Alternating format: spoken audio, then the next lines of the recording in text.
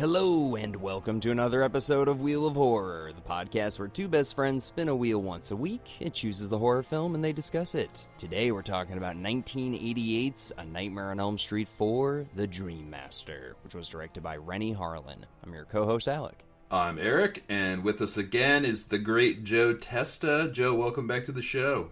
Thank you, guys. Good to be back, and always good to be talking a little Freddy. Freddy is back again. Did he die last time? Yeah, they buried him, but he's back. Yeah, dog piss, man. I didn't know dog piss is what could bring Freddy back, but we learned that in this movie. Oh, I texted you guys. My dog went apeshit during that dog scene. Oh, speaking of the devil, there she is barking in the background. Knows what we're talking about. Yeah, I was like, really? I mean, I remembered this is how he came back, but seeing it again, I'm just like, okay, all right. But Joe, you've been on you did New Nightmare with us. I think you and I did Freddy vs. Jason. And were you on for part 2 as well? You've been on for a bunch. Yeah, part 2, New Nightmare, Freddy vs. Jason. Yeah, I think that's it. And now part 4. Hell yeah. All right, cool. Yeah, we're getting pretty close to finishing the series. We just have this one and the 5th one, and then and the 6th one. Yeah, and the 6th one, then we're done. Damn, we actually have a lot. Yeah.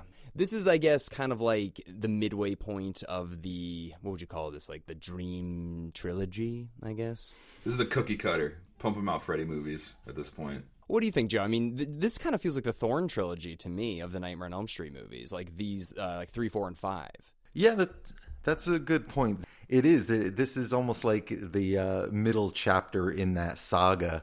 I don't know. This one, it seems like it's the beginning and the end of something. It's kind of it's the end of Freddy being this kind of frightening dream demon that he was in the first 3 movies, and kind of the beginning of him becoming this pop culture icon.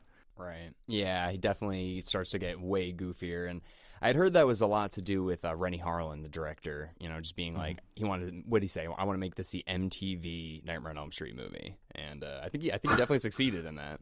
Yeah, definitely. And, this movie I saw when I was obviously very, very young, probably in 1989, like soon after it came out. Whoa. Is when I was just kind of plowing through this series, 1, 2, 3, 4, and I remember seeing part 5 in the newspapers, in ads for the newspapers, because it was in theaters at the time, and just being fascinated by that. And I kind of remember Freddy Mania at this point, like seeing all the merch in stores, like there was the talking Freddy doll in toy stores.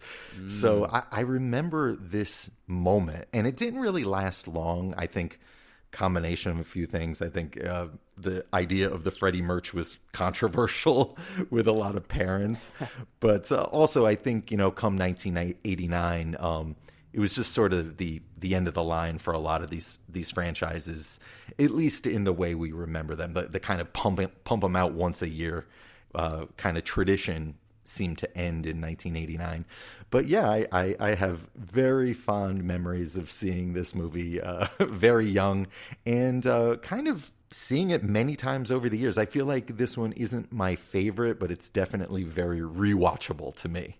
Big time. And it's funny you mentioned, like, you saw this in 1989. I was thinking 1988 was a great year for slashers, because you've got Halloween part 4, then you've got this for Nightmare on Elm Street, but you also have Friday the 13th part 7 or 8? No, part 7, I think. Yeah, because Jason Takes Manhattan was definitely 89. Right.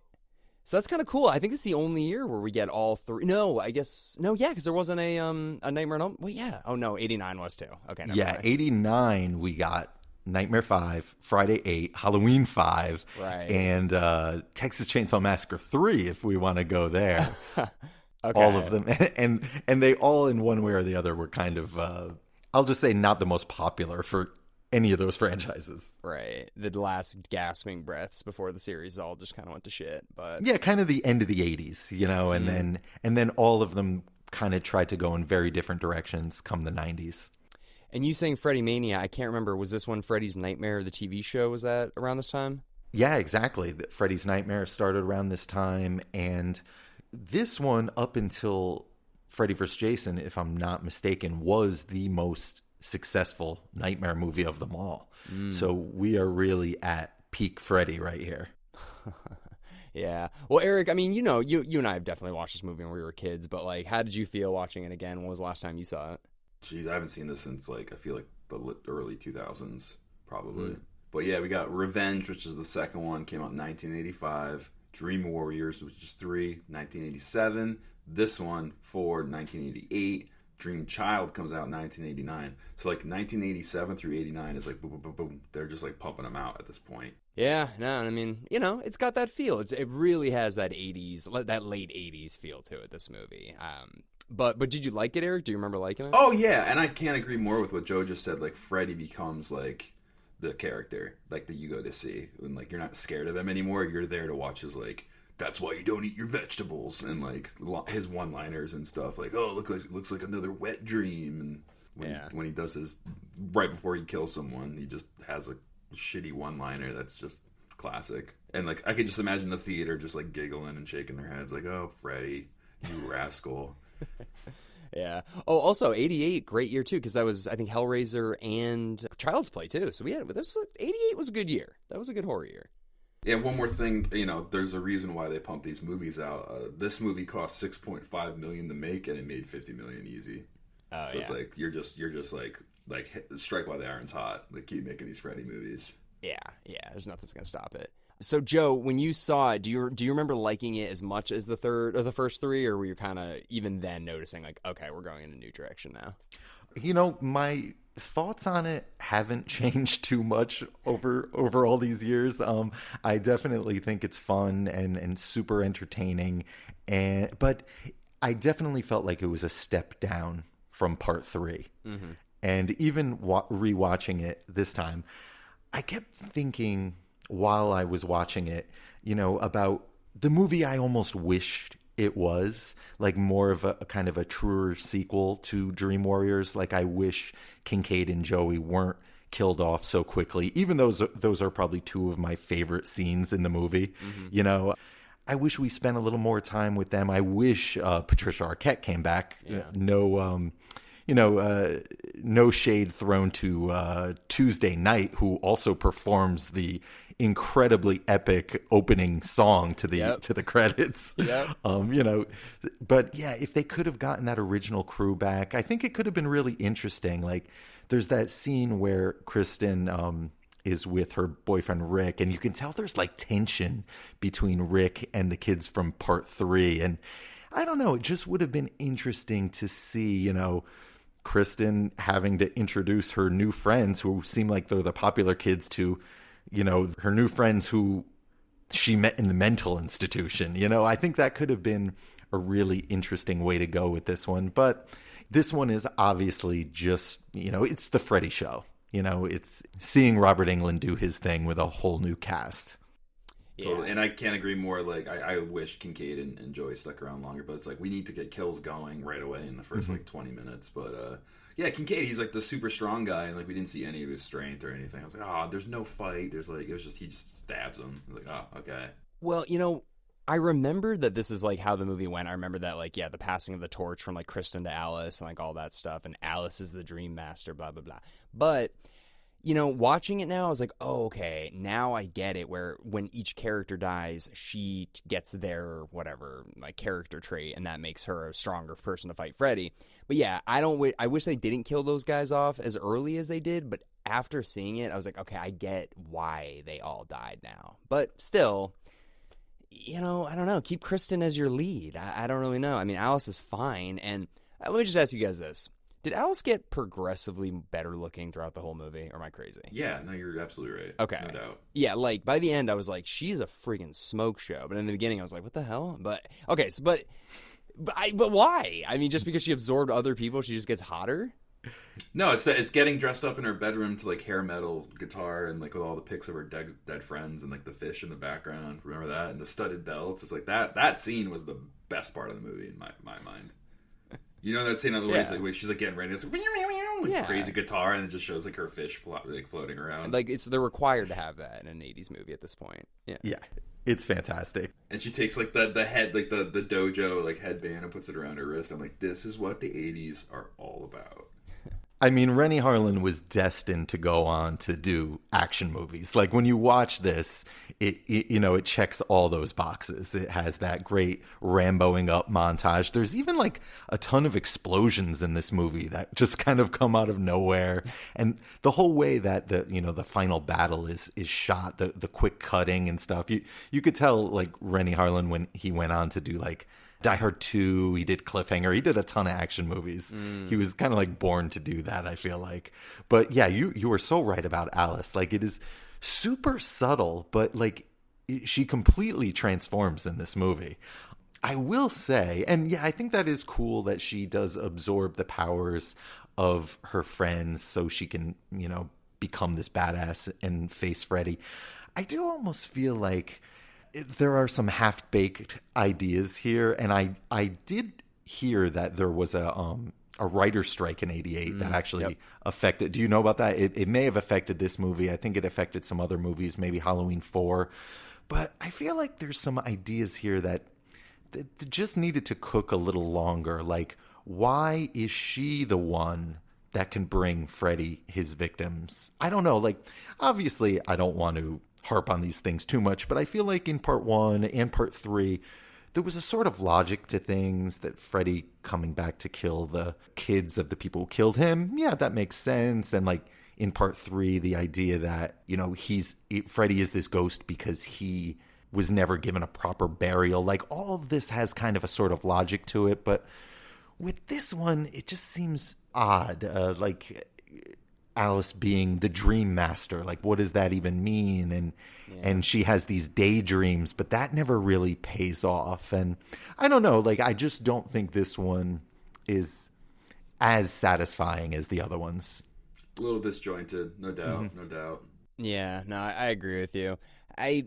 I don't know, but it does kind of make me think like maybe Freddy does need a real person in the real world to be that like connection, because Nancy was that in the first one. Can't remember the lead guy's name in the second one, and then Kristen is that in the third one. So he always has what the audience perceives as the lead, but that might just be Freddy's like conduit, maybe, because he's killing all of that person's friends around them, Yeah. It kind of has some like Freddy versus Jason vibes to some extent, where it's like Freddy needs to spread fear.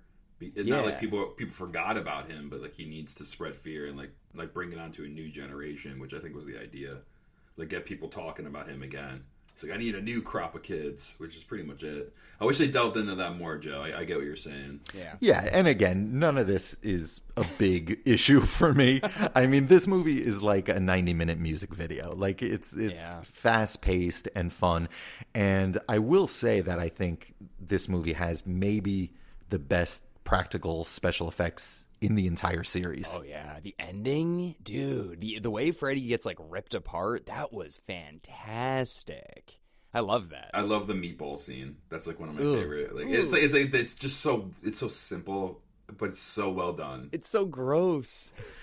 When I was a kid, I actually found at a pawn shop a VHS tape of the making of A Nightmare on Elm Street 4. What? And yeah, and it's actually on YouTube. I found it, and it's very cool, and it really dives deep into all these special effects, like the Debbie turning into a roach and the death of Freddy. Like, this stuff is unbelievable, and the way they did it is just so amazing. And I will say, this is the part of the show where I talk about like some weird event that I went to related to the movie we're talking about. Hell yeah. This is that moment. So in New York, in Queens, you might know it, Alec, there's a museum called the Museum of the Moving Image. They have this giant Freddy torso that was used for the people playing the souls coming out of Freddy's chest. Oh. They have that prop that the actors made up as the souls were tearing through. So it's a really cool museum, and that was kind of the highlight, seeing Freddy's giant chest. And a little bit of trivia that I learned from that VHS tape that I got from that pawn shop is one of the souls, the naked woman soul that's busting through his chest, is actually Scream Queen Linnea Quigley, who we talked about in Return of the Living Dead. I was just going to say, I was like, Joe, that's your girl. That's your girl from Return. Yeah, she's the one that wears the little merkin. Or Eric, remember the one that gets naked and dances on the car?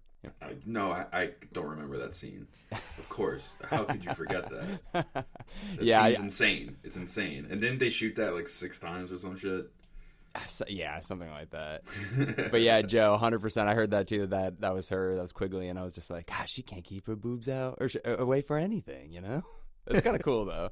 One quick thing before we move on: the Souls of My Children like torso scene. Matt Rife, the comedian who's just like really popping off. He had a stand up thing, a bit that I watched like 2 days ago, and I was trying to show Alec last night, but he like referenced it in one of his stand ups. So like an old lady has like a bunch of her like grandchildren tattooed on her back. He's like, oh, it must look like the scene from Freddy 4. I was like, that is so coincidental that like I'm watching this movie and he brings up the Freddy 4. Like I haven't even thought of this movie in 10 years. So I don't know. It was just really random.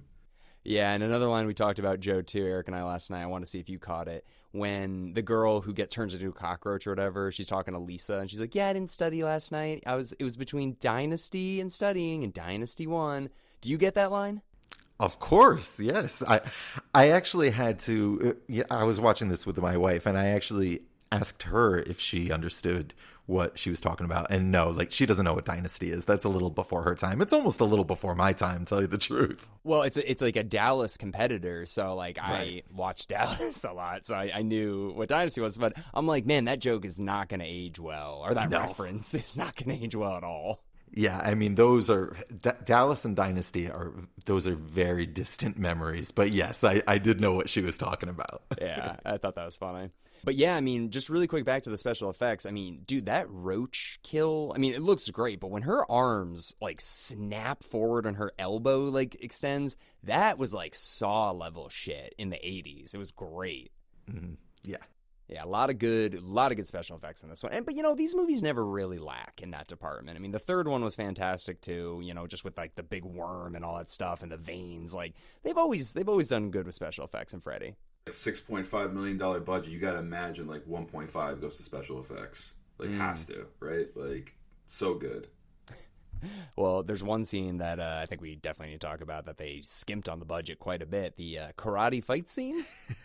The hell was that? That was bad. What the fuck was that? Could I just say that character, Rick, when I was a kid, I thought he was like the coolest character in movie history.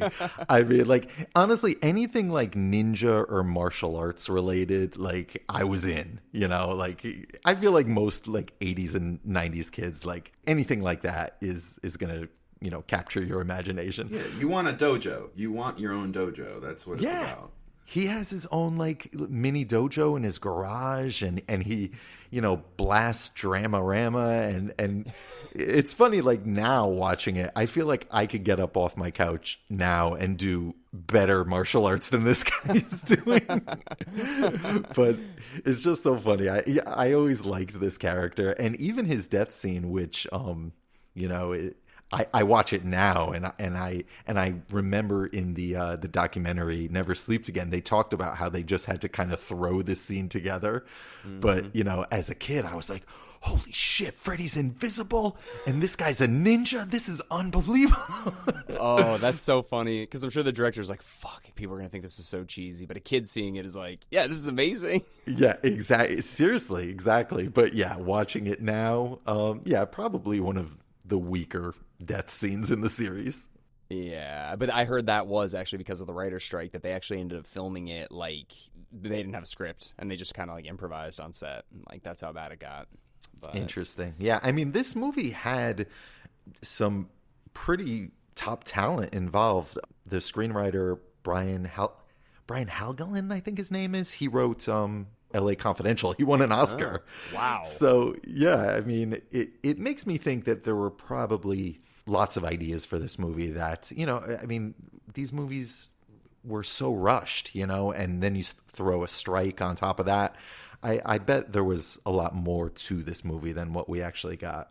Well, did you notice the special effects guy's name, Kevin Yeager? You know him? Oh, yeah. Yeager's been involved in the series since, I think, part 2. Yeah, and he did he married the lead actress from Child's Play, right?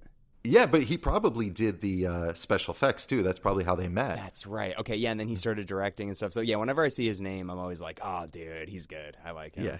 And he infamously directed Hellraiser 4, which he refused credit for. Right. It was an Alan Smithy, right? Yep. Okay, that's right. I did, because I watched a video about it after you and I, when I left the theater, after we watched, oh my God, what did we see? Jason X. And then you're like, yeah, don't stick around for Hellraiser 4. Yeah. Well, really quick, back to the music. I know we were talking about Tuesday Night having her debut song in the beginning. Dude, this soundtrack has got some good bands on it. It's got Blondie, Billy Idol. It's got the Divinals. You remember them? Or Divinals? Mm-mm. The, like, I touch myself when I think of that. So this is like right before that song came out. I know Sinead O'Connor. Yep. That's the end song. That's Yep. the song at the end. I was like, what is this end credit like with Sinead O'Connor? I was like, what is this movie? Yeah. I'll tell you one thing, though. I actually owned the original vinyl soundtrack for this. Like, not one of these new reissues. Like, as a kid, I had this vinyl soundtrack. Whoa. And I wish I still had it, because those are super valuable now. But almost none of the artists you mentioned are actually on the soundtrack. I don't know how or why that was, but the Tuesday Night song isn't on it. The Billy Idol, Dramarama. I don't think the Sinead O'Connor song is on it. A lot of obviously all the songs on the soundtrack were in the movie, but not the ones you want. But yeah, weird. it's so strange. I don't know how or why that happened. But it's the movie. Rennie Harlan and Robert Englund, they call this the MTV Freddy, and that's exactly what it is. Like, this movie kind of transports me back to 1988. Yeah, big time. And I love that scene where they show when Joey gets killed or whatever, and he's just got the MTV going. He's reading his magazine. He's got the headphones on. I'm like, this is so 80s. It's killing me. But that's a great scene too. Yeah, when Joey always gets like attacked by like a naked woman. That happened in the third one too. Eric, remember, you love that scene. Yeah, the fourth quarter action right there at the end of the movie. And this was the first quarter action. Very pleasant surprise. Like, wow, okay, we're doing this at the end of the movie. Yeah. The two Joey scenes in part 3 and part 4, those were probably the first boobs I ever saw. Come to think of it, like, I saw these movies pretty young, and I would have imagined, that nurse in part 3, that was probably the first pair ever for me. Could have done worse. Oh, absolutely. Did you ever want a waterbed? No, I don't think so. My parents had one. Yeah. I was thinking of having one as a kid. I remember being like, yeah, I kind of want a waterbed. And my dad was like, you don't want a waterbed, Eric. Like, I'm like, okay. Probably after watching this movie, I wouldn't want one. Yeah, right. Seriously. Yeah. Okay. A couple other things that I just thought about when I was watching this movie. So, Kristen and her mom lived in the Elm Street house in the third one, right? No. Oh, they didn't? No. Oh, okay. Never mind then. Because we go to Kristen's house when she gets killed in this one, and she lives in a friggin' mansion. And I was like, what did her mom do? Because she's a single mom. So I was like, what did her mom do in the last year to be able to afford this mansion? Yeah, they lived in a mansion or a pretty big house in the third one, too. It looked completely different. But there is a scene where, most of part 3, you just see her bedroom. But there is a scene where Nancy goes to visit the mom to talk about Kristen, and they're in this, big living room, and they have a maid. So it is established in part 3 that the Parkers are very well off. Okay, and they stuck with that. Yeah, because I was like, damn, her house is big, and I thought she lived in that little Elm Street house. Did we need to know that Alice's dad was an alcoholic? I thought that was so random. That's every parent in Elm Street. Why is it because they killed Freddy? It's like they have these regret of killing Freddy or something? Dude, all the parents in Springfield are horrible. Is it Springfield or Springwood? Springwood. Every parent sucks in Springwood, dude. I will say, though, that the dad kind of has a nice arc if we flash forward to part 5. He actually cleans up his act, and it is kind of they give this actor a nice little arc. Yeah, I looked it up. I was like, oh, is this guy in the fifth one? And the same thing with the mom from the third one. It's the same actress in this one where she's like, underlay, that woman. Yep. I looked her up. She was friggin' smoke show in the 70s, too, let me just tell you. But, yeah, so that's cool, though, that they're like, hey, listen, the audience is probably going to remember these, tiny characters. But they bring back the same actors. I actually appreciate that. Mm-hmm. Yeah, it's just too bad they couldn't have gotten Patricia Arquette. But if they did get her, I really wouldn't have wanted her to meet the end that Kristen does in this movie. It's like way too early, and I don't think there's enough of a fight there. So having another actress play her, it makes it more acceptable. Yeah, no, I agree. So I guess like towards the end of the movie, after everybody's been killed, all of her friends, her brother, everybody, Alice becomes, like this insanely hot, being able to fight using all of the character traits of everybody that's been killed. And nunchucks. I mean, talk about something I was absolutely fascinated with. I mean, you put nunchucks in a movie, forget it. Yeah, and I mean, it also has like that cool shark scene or whatever. Like, this movie had a lot going on. Mm-hmm. But the ending scene I really liked because, like, it's in a church. You get like this, I mean, Alice kicking the shit out of Freddy for a while. But then she takes that, like, Ghostbusters makeshift kind of, like, thing that she found earlier in the movie that they kind of just, like, brush over. But she uses it against Freddy, blows a hole in him, and it doesn't do anything. I don't know. And the whole death of Freddy, I mean, the special effects are fantastic. Like, this is the best Freddy death ever as far as I'm concerned. But how he meets his end is another thing that I'm a little iffy about. Like, she remembers this poem for when she was a kid, and she shows him his reflection, and that is what seems to do it. It's just a few things in this movie that I struggle with. Well, I think the thing I struggle with the most is when Alice looks in the mirror and just goes, "Fucking A." That, I could not cringe any harder for her. I had the biggest smile on my face. That's after the getting dressed up and ready to fight scene, right? Yeah, but she couldn't say it cooler. Nah, it was way cool. Fucking A. That was as good as it gets. No. Cut. One take. You got it.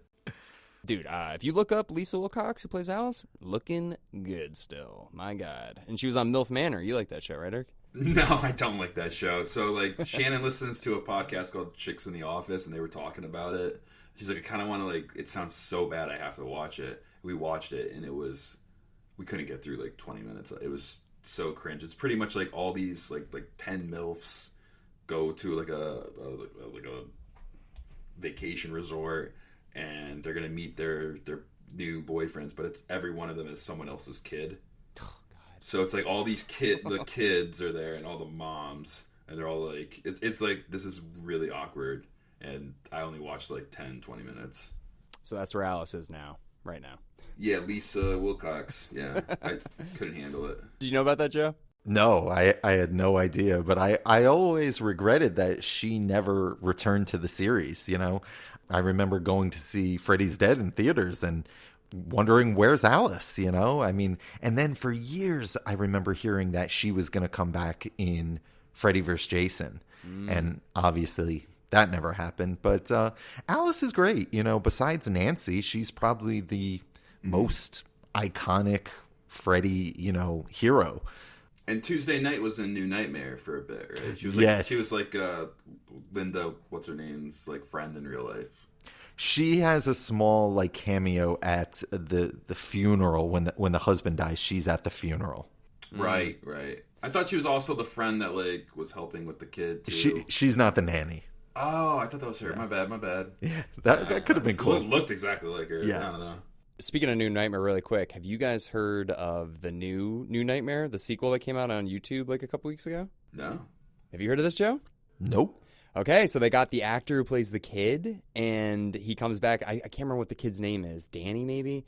But it's called Dylan. It's called Dylan's New Nightmare, and it's about that kid grown up now. And I guess Heather Langenkamp makes a small cameo, but it's only like 25 minutes, but it's on YouTube right now, and it's kind of good. They got a Robert Englund impersonator who's pretty good. So you might want to check it out. It's like a little sequel to New Nightmare. So it's Miko Hughes, is that his name? Yep. From Pet Sematary. Oh, that's really cool. And also, they got the original Rex, and they fixed it up, because that Miko Hughes guy's had it. And he's like, do you guys want to use it for the movie? So they stitched it back together, and they used the real one from the movie. That's amazing. This is becoming like a little trend where actors from these movies come back for these kind of fan films. Mm-hmm. There's I don't know if you know about the Friday the 13th ones, but there's a couple called Never Hike Again or Never Hike Alone. Is that, and Tom Matthews from Friday 6 is in those, and they're incredibly high quality, and especially since, you know, we haven't gotten another Jason movie in like over a decade. It's pretty cool that these are being made, but I'll definitely check out this Freddy one. Well, to even make you more excited, apparently there's talks of doing a little Freddy vs. Jason version of this with this guy who's doing Robert Englund and then just, the guy from Never Hike Alone. They're going to maybe combine forces. Oh, very nice. Yeah, so anyways, it's worth checking out. It's actually pretty cool, but it's really short. It's only about 20 minutes. But yeah, I don't know. Do you guys have any last-minute thoughts on the Dream Master? Yeah, real quick. What did she wish for at the end in the wishing She well? couldn't tell him. But what do you think it was? Probably Freddy never fucking come back. Well, he does. So maybe she wished for him to come back. Maybe she wished for Dan's dick. I don't know. Maybe. That's a possibility. That's his name, right? Whoever that guy, the guy. He's Yes. one Major League hunk. I don't know. And Dan does come back in the next one also. Yeah. Definitely gets killed right away, right? Does he? Yeah. Part 5, maybe the less said the better, but we're going to be covering that, right? Well, I think we have Andy on for that one. But, Oh, okay. But I mean, if you want to, we could do a 4-person one. You know what? I'll let you guys handle that. You're more than welcome to cover Nightmare 5. Yeah, I don't remember it being very good. I know it's got a kid, and it's a dream child, but Yeah. But yeah, this one, like I said, not my favorite. Wes Craven is obviously nowhere in sight on this movie, but very fun. If you have any nostalgia for the 80s, this is the kind of Freddy movie that you have some friends over, maybe you have some beers and pizza and have a good time with. Yeah, no, that's 100% it. Yeah, this one's not too bad. I enjoyed this one. I remember liking it more than 5 and 6, but we'll find out soon. I don't know. Eric, you got any last minute thoughts? No, just the music is just out of control. 80s, just out of control. I like it. Oh, also, I like that dream sequence too. I like the where they get the whole movie, but where they get stuck in that loop. I kind of like that. Yeah, between the hospital and the church scene. Yeah, It's where they just keep running. a little bit. Yeah. And also, what was the obsession with the 50s diner in the 80s? That was there's so many movies like Back to the Future. What was up with that? Oh, so I got to tell you, adding on to before when I talk about some weird thing or event that I've gone to related to the movie, I went to this diner a couple of months ago. Really? Where is it? It's in Culver City or, Oh. I'm still figuring out my way around here. Yeah. But I looked it up. I saw it was only 20 minutes away from my apartment. So me and Jenna went and had breakfast there a few months back, and it looks completely different. The outside looks somewhat similar. You can tell that this was the place, but yeah, in the movie it's called the Crave-In. I don't remember what it's called now, but yeah, it's funny. The diners, I feel like, are very, I don't know. When I think Nightmare on Elm Street, I think diners. Maybe it's because it's a late night thing. It's where you drink coffee. Yeah, it was in the remake too. They started in a diner, and yeah. But yeah, I just noticed that in the 80s. I'm they're all nostalgic for the 50s and the 80s. It's weird. I remember what I was going to say, though, now. You were talking about Wes Craven. I even noticed in this one, it doesn't say characters based on, or characters written by Wes Craven or whatever. They don't even mention his name even in that. Well, I think this is the first one where there was really a falling out with Robert Shea and Wes Craven, because he had some involvement with Part 3. And then I think from here all the way till New Nightmare, there was a lot of bad blood about royalties and things like that. So, yeah, it doesn't surprise me. But this is, if you notice, the first one where Robert Englund gets top billing, and I'm sure he got paid. Oh, yeah. Well, hey, good for him. I mean, after the whole 2 debacle, I think he basically was like, you need me. So, All right. Well, Joe, thanks again for joining us for Nightmare 4, and I'm sure we'll have you on in the very near future again for something cool. Absolutely. Thanks for having me. This was a good time. Hell yeah. Well, Eric, you guys spin the old wheelsies. Let's do it. Sorry, my dog's barking. Spinning.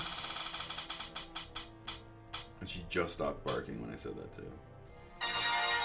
We have another franchise we're finishing. Hatchet 2. Oh, God, we're finishing that franchise? I think we're finishing that one. Oh, Jesus. Right? Does All it right. end with Hatchet 2? No. There's 8 of them. More? Yeah. Oh, never mind. I thought we were. I think there's a bunch. There's at least 4. Making our way. God. It. All right. Well, we've got Matt Banniver coming on for Hatchet 2. And, but yeah, everybody, thank you very much for listening in. Joe, thank you again. And we'll see you guys all next week with Hatchet 2. Woo!